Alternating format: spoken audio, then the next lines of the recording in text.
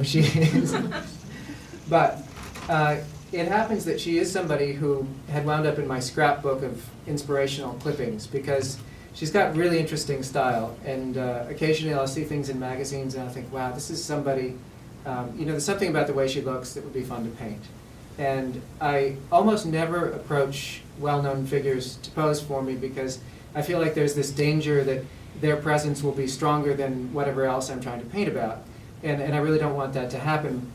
But this was a funny case because, again, back to the pop culture thing, she's kind of an element of pop culture herself. She has her whole set of semiotics and associations, and those happen to be just things that I like to paint about. So when she wrote me an email one day and said, Will, I saw your website and I really like your work and could we talk? I was just kind of stunned, and I wrote back. I said, this is like the Katy Perry. I'd love to talk to you, and why don't you come over to the studio?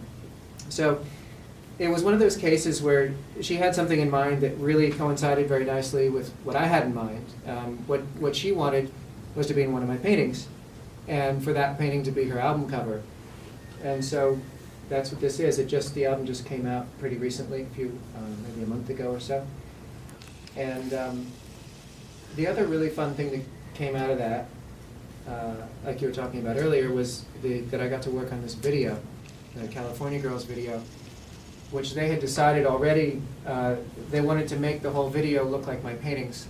And so instead of just doing that without my permission, like a lot of people would do, they called me up and they said, would you come to LA and we'll put you up and maybe you can help us do this. And I did. I liked the way it came out. It was definitely a collaboration. There are elements of that I can't take credit for.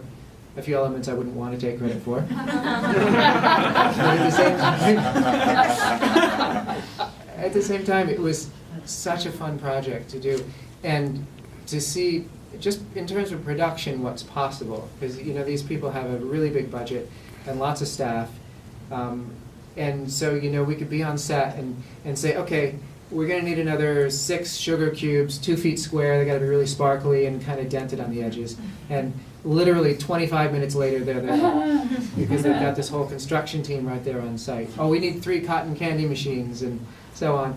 And it was just a great fun thing to do. And Katy was a lot of fun to work with too, just posing. She posed for a whole day. Did a tremendous amount of hair and makeup, which I'm also not accustomed to with most of my models. She was there for 3 hours. From 9 to noon was just Katy's hair and makeup. And then the rest of the day, her posing.